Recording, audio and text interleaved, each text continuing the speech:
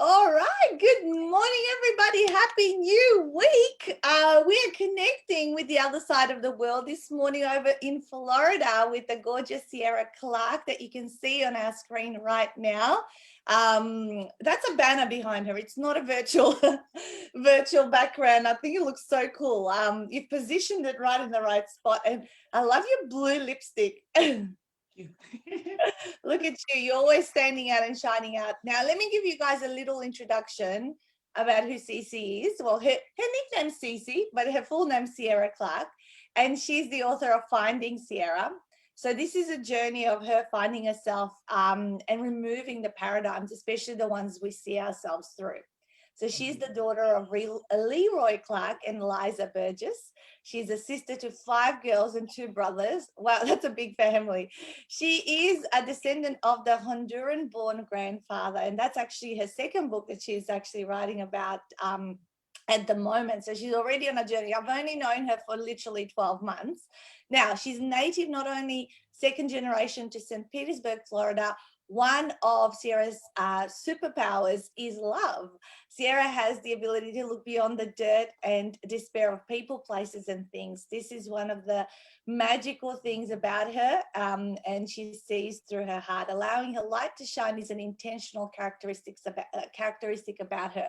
So her our title of our interview today is Be Your Own Superhero, because I have had such an amazing pleasure of watching the transformation occur right in front of my face these last 12 months, because Sierra actually attended 2 of our retreats, one for her first book and one for her second book. And Cece, so take us on this journey a little bit about who you were before and how long had you been thinking about writing a book, and what was the catalyst, that made you want to kind of go through with this?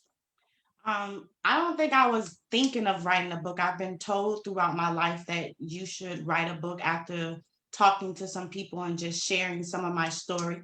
And most of it sounded like a whole lifetime movie, but it was like you should write a book. But as I started this process of investing in myself, that became an intentional thing that I wanted to do. One day I picked up the phone and Nat was on my phone. I'm like, how did you get on my phone? It was really that cool winky dinky, but I really feel like it was just destiny busting open a door that I was too scared and too complacent to do. And so I realized that I think my destiny brings the opportunities to me, because the Sierra before the journey would sit on the bench, hear them call my name, and I would look around, never come up to bat, and I would run when it came to moments for me to show up for myself. So here's Nat on the phone. You want to think about doing this? She sent me the link, and I checked it out, and I was just like, you know what? We're gonna do this, and now I'm on my way to even writing my second book, Yeah, I mean, I know and that's last week you were on our masterclass and you were in the middle of a park at 3 a.m. in the morning listening to your masterclass and continuing to work on that second book. Show us the first book. Show us the look of it. Finding Sierra. Hold it up a little bit higher. There you go. It's beautiful. I love it. And it's the same outfit you've got on the banner as well. I love yes. everything matches up with you. I just love following all your posts and things that you do online, because you really are stepping into your own light, and you've had Mhm. tough moments in your life that you've been through. Tell us a little bit about some of the things that maybe you cover off in your book, and then we'll kind of translate that of how other people can then start showing up for themselves in life. Say what again, Miss Nat? What's the question? I'm Tell sorry. us a little bit about kind of the some of the things that you covered in the book. Where were you, Oh, what's your zero to hero story? I was all over the place when I started this book, and I know my story better than anybody knows my story. So I'm like, okay, we're gonna write this book. I was really kind of cocky about it. I'm like, I could write a book because I know how to tell my story better than anybody. But I didn't have any idea the journey that this writing this book, agreeing to show up for myself, everything that I was going to be presented with, and I had to go back deep within to deal with the little girl within me that had so many unresolved things that she didn't speak up about, that she saw, that she didn't say anything. Some say trauma from your childhood. And I had to face a lot of those things head on. So the book took longer than I thought, but it didn't. It was necessary to go about it this way. So it allowed me to dig up a lot of things that I had to then face, that I could now see now, that had nothing to do with me. And it was a lot of made up things that I believed about me because of certain things happening. Wow. Okay. So how did you go about giving yourself permission? Because a lot of people, when they go on the journey of writing a book, they struggle, and I get a lot of people saying no, I can't, and then they give you all the reasons why to justify the decision why they're not giving themselves that permission, because it's not about me, it's about themselves. So talk to me a little bit about that, and maybe some people can pick up some tips from you. So giving myself permission is just that, because I had every reason not to. I was going through a divorce. I had to file for bankruptcy. Like, my life was upside down, inside out, round and round. So if you think your life was messed up, I probably could match what you had to go through.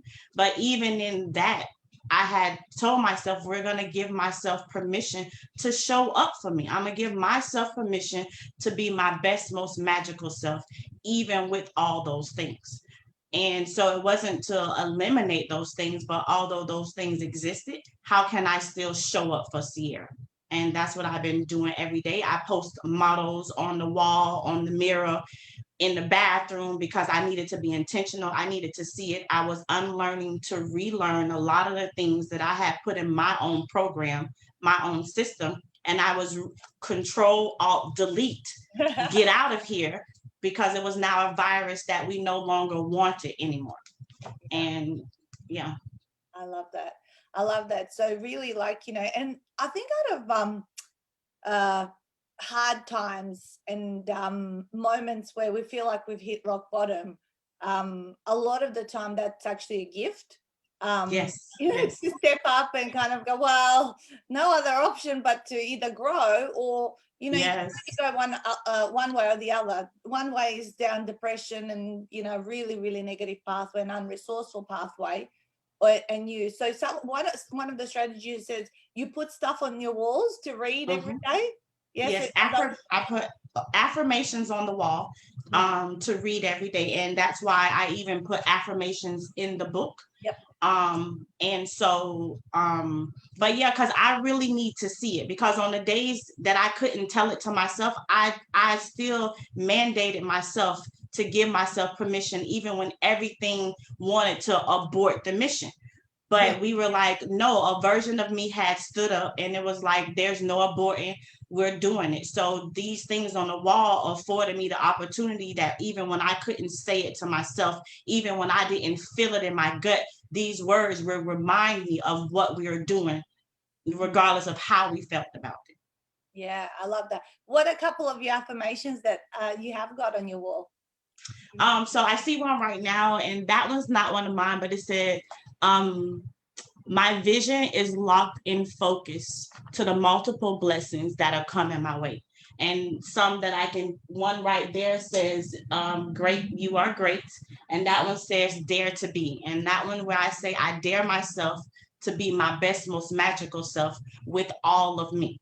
And that meant with the bankruptcy, with the divorce, with my depression, with my anxiety, with my dyslexia, because I realize I'm writing a second book and I struggle with dyslexia. That is huge. That alone says superpower. And so we don't give ourselves credit when we show up for ourselves. So even those little things, we have to applaud ourselves. We got to come up with mottos, because since I started putting the affirmations on the wall, I come up with a motto probably every day, maybe 3 times a day. Because life don't play fair, Nat. When the bankruptcy and all of that, I felt like I was outnumbered. It was not fair. So when life don't play fair, why should I play fair when it was time for me that I had enough and myself was like, we're done with this. So I didn't play fair. So I used everything in my power, affirmations, signing up to write a book, signing up for this amazing group that I became a part of to hold me accountable, to make sure that I face myself in the mirror and not run, because I could be complacent. Oh, wow. And one thing they said when you have to fill out the thing for the book, I remember saying to you and Stu, don't let me give up on myself. That was my request to y'all. Like, I know I can do it, but I would run when it gets hard. I would run when I feel overwhelmed. And that was my request. Like, don't let me give up on me. And Stu said he wouldn't. And I appreciate that. You're not, and you're still here for book 2, and you're doing your Amazon bestseller campaign, I think next week, or is it next week? Next week. It's going to be the 11th of August that you're in and the 12th of August at our end. So watch out for that, guys. Follow Cece, Sierra Clark on Facebook, and some of our authors are watching this interview, and they've said, I'm loving this, fantastic, love your attitude. Super Sierra, they're calling you Super Sierra. There you go. That's a nice little iteration. I love it. So talk to me about truth. You say, one of your things, you say, your truth, don't care about your feelings. Okay. So how does one know what is our truth? How do we peel those layers of the onion? Explain it to me in your Sierra style. Okay, so when I say your truth doesn't care about your feelings, like I now know that I am definitely destined for greatness, whatever that means for me. But my truth, me being destined for greatness, doesn't care about my dyslexia. It doesn't care that I had a divorce. Doesn't care about the guy that I'm still crying over from 3 years ago. It doesn't care about the closure that I'm telling myself I need to have in order to go forward. Our truth is there. The life you really want is really waiting on you. You're not waiting on it. It's waiting on you. It's waiting on you to acknowledge your truth, to say that even with all of these things, my truth is I am still amazing. I am still super. I can still be a wife, although that guy didn't appreciate me, that I can still be all these things in spite of how I feel. So my truth didn't care about my feelings. My truth didn't care that I really wanted to be a daddy's girl and my daddy never really bothered. My truth didn't care about that. My truth said, you're still great. I'm going to still connect you with these book people. I'm going to still make sure we're always surrounded by good people. I was the one that wasn't acknowledging in it and wanted to pretty much say, oh, woe is me, when really the help had always come. I'm the one who never got on the boat. So your truth don't care about your feelings, but you can continue to play oh woe is me, want people to put quarters in your jukebox so you can dance to your pity party, or you can get off the dance floor and really bust a move in your life and know that in spite of those things, yeah, they happen, but also so what that they happen. It didn't. And what I say, so it's the saying that what doesn't kill you makes you stronger. Well, use it then. If it really made you stronger, then use it then. Show yourself that thing that you had to go through, and only you really know the pain, the grief, the sadness, the loneliness. Only you really know what that's like. And how dare you allow yourself to go through that and not use that? And so your truth don't care about your feelings. Yeah. I love that. I love it. And I love the use of some of your metaphors, because I mean, I've always said I want to see you on stages inspiring people and speaking. And guys, let her know in the comments below. She's just like amazing. Like I think you really tap into that inside part. Like I can see you as this motivational speaker that helps people get over themselves. Yeah. And get over, it's like, because your truth doesn't care about your excuses. No. And things like that. So it's like, what do you want? And work out the how. You got to say yes though first, right? Yes. Oh yes. Because I said yes, and I'm like, I really was like, nah, I can't do this. I got all this stuff going on, but it was really like, so you saying yes to that you got all the stuff going on, when Nat was ready to help me out. They were ready to help me do what was next in line, but I could have made all these excuses, and I did. But I was like, it didn't care about my truth, didn't care about my feelings. And now when I realized that I could do this, I'm like, not even myself is going to stop me from doing it now. So now it's not even about other people. It's not about the closure I need to get. It's not about nothing else. Right now, it's about Sierra showing Sierra what she's made of. This is personal this time around. Like, I owe it to myself to show myself, to hit myself with my best shot and show the world exactly who Sierra really is. Yeah, I love that. I love that. And you know, some of the things inside your book, you know, take people through that journey of how you finally found yourself. Mm-hmm. Yeah. Okay, so it's on page, I think it's 123. It's titled "Blue Isn't Just a Color; It's an Attitude," and it was around the death of my cousin who passed away unexpectedly. On top of me not wanting to see my reality of my new normal that came from this divorce, that came from now coming from a 3-bedroom, 2.5-car garage to a 1-bedroom apartment. I didn't want to acknowledge that that was my new life, my new normal. And so I had to face that. Also, now I'm dealing with the death of my cousin, unexpected 39. And I moped around from the bathroom to the bed 3 days. And so we hog tied this quiet Sierra. So we hog tied her and we told her that you can't play this round of this game. Like, so we hog tied her, duct tape her, but we needed her to feel because her feelings were important. So don't never think you can't feel your emotions, but feel it, then let it go. So I put on blue lipstick because my cousin who passed away, her favorite color was blue. So we took the feeling of blue and we decided to wear blue that day. I put on my blue lipstick, my blue earrings, and my blue shoes. And I cried literally on my way going out the door. I didn't even know where I was going, but I knew I needed to get out of the house. So we turned that blue feeling into an attitude. And so we channeled my energy. And now we have a whole foundation now in honor of her because we chose to get up. I'm writing a second book because I chose to get up that day to not feel blue, but to put it on. So it became an expression. So I used the blue. And as you see, I'm rocking it today. Like, it's a whole attitude now. So blue isn't just a color, it's an attitude. That thing wasn't just that thing. Give it a name and use it to fuel your fire. I love that. Beautiful.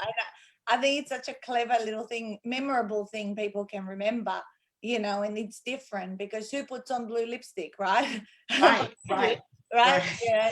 And then I looked nice in it too. And I was like, okay, this might be a thing. You do. And I'm always thinking, my brain's like thinking like branding and what makes you an attractive character and all that sort of stuff, because that's what then pulls people in and they go, I want to have what she's having. That's what that's what shifted with me when my first book came out. It's like, it was this kind of thing when I held the first book and I looked at my face, and same thing as your face is on your first book as well. It's like, you know, what, you know, 3 inches taller in like a, you know, in that moment. And then it was kind of the way I started showing up was a new vibe. I was vibing at a whole different level. Yes. And so let's talk about pruning. So you say pruning is necessary for growth. What shall we look at pruning in our lives?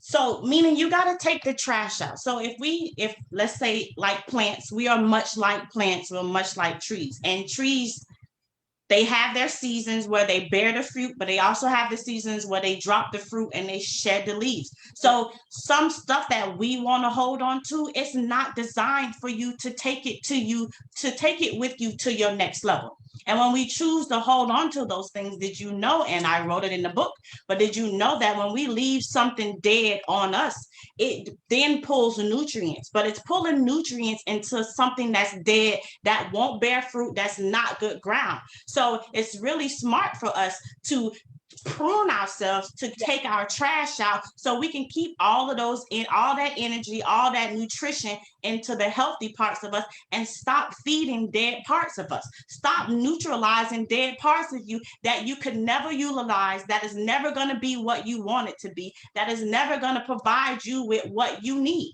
And yet you're giving it something, but it can never give you back anything. pruning is required, and it's very much important so you can bear much more fruit. Nice, beautiful. What's one thing that you pruned away in the last 12 months? Probably you did my stinky thinking, my made up stuff, my stinky thinking, the made up things that I believed about myself because of certain things that happened to me that wasn't my fault, had nothing to do with me, but I wore them like a badge of honor. And that was not even mine to wear. It wasn't even my burden to carry. And yet I did, and it dimmed my light. It made me feel some type of way about me. I wasn't loving Sierra, but I was loving everybody else. And so it allowed me to remove the made up crap, so I can see myself for who I really am. And that's what the world is about to see. And only because I'm able to see it first. I'm not here to show it to the world first. I'm showing it to Sierra first because I'm appreciate her. I'm going to love her. And the world just gets to watch. Yeah, I love that. It starts from the inside, and then you start to notice everything change. I don't know who said it. I think it was Gandhi. Be the change you want to see in the world. That quote, you know. Yes. So that's beautiful, amazing. So so how was the process of writing your book? You did take a little bit longer than the 3 or 4 months after your retreat. How did you find the whole process of doing it, and working through the 48-hour author model?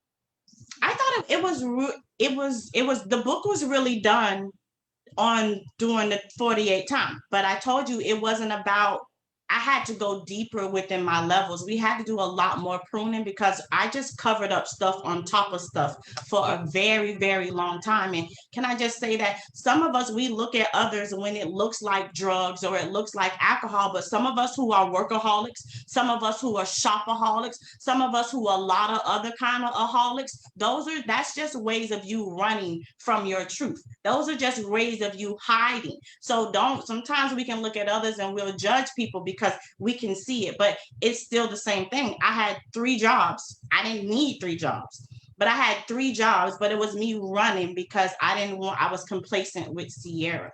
And so writing the book made me show up for me, but the 48-hour process was amazing. The accountability was fantastic because I was needing that in my life.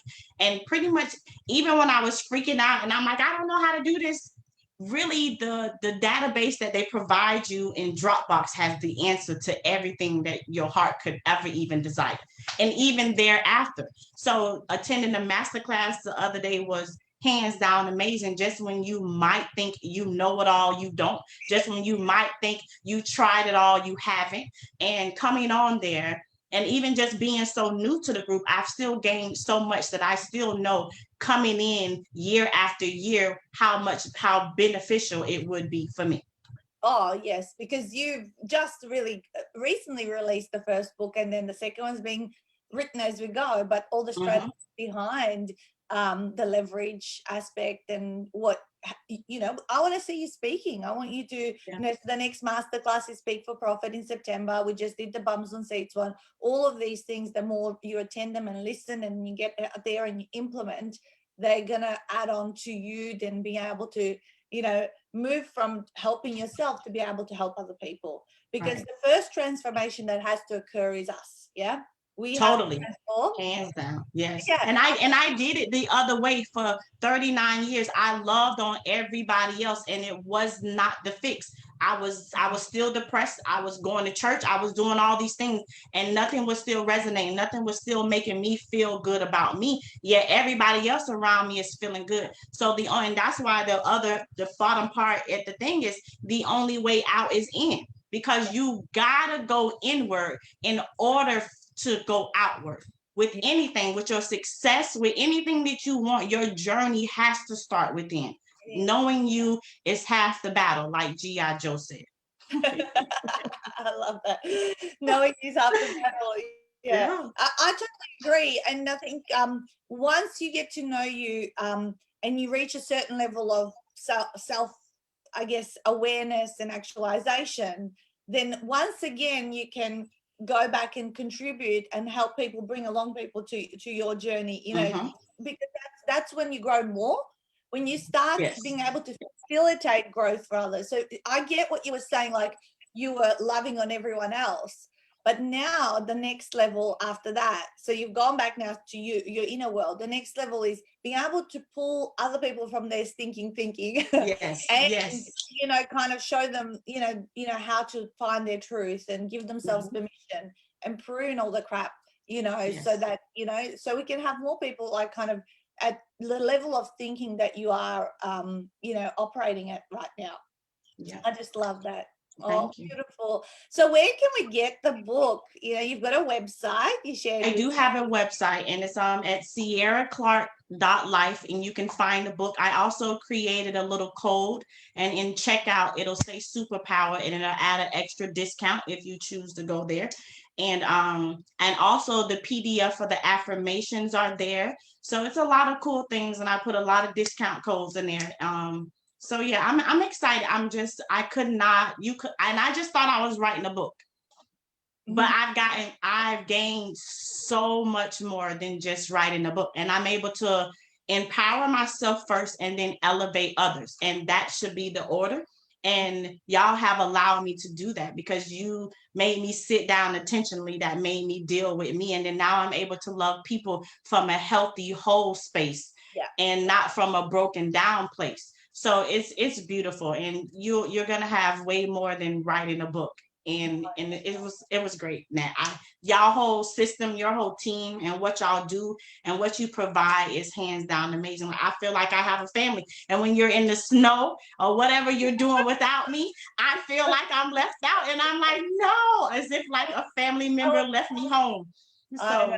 So yeah. I'm gonna come visit you one day for sure. As soon as we can Yes. travel, we'll be coming across and seeing you guys over there. And Oh, it's that's so good. surreal the last 16 months, having intensely worked with the US and Canada, and we are on the other sides of the world. It's Sunday at your Mhm. end, it's Monday at my end, and we're still like talk to each other regularly and Yes. connect through the trainings and all that. So I really appreciate the trust that also people put in us, not having us, on their side of the world and all that sort of stuff. I love that. So Sierra Clark is spelled SIERRACLARK, just so for those of you that may be listening to this as an audio, because this does get shared in a few different places, as video, as audio, and all that sort of stuff. And remember, it's .life, so not .com, .life, LIFE. Okay, so that's where you will find. And did you say the discount code was superpower? Is that It'll be added automatically when you get to ah, checkout. After you purchase something, it'll be automatically added as a ah, discount to your checkout. And you'll perfect? see it on your invoice. It'll say superpower. I love that. That's very, very clever. I just have loved watching you, and I know we're going to continue to watch you. I've invited you to come and inspire our August retreat attendees who, in half an hour, having their logistics call for that Okay. particular retreat happening next week. And then good luck with your campaign Thank launching on Amazon next week as you. well. And keep growing and keep showing up, because I do love following everything that you're doing, and I know this next book. So do you want to tell us the title of what's the title of the next book? The title of the next book is A Rooted Journey Home.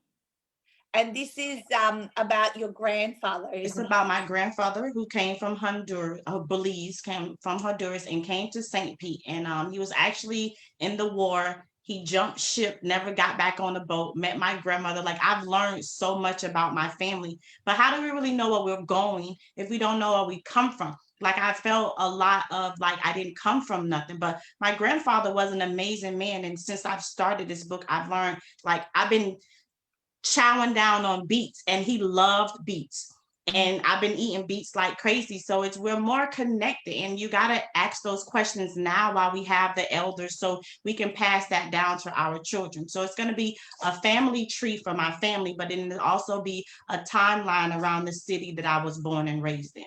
I love that.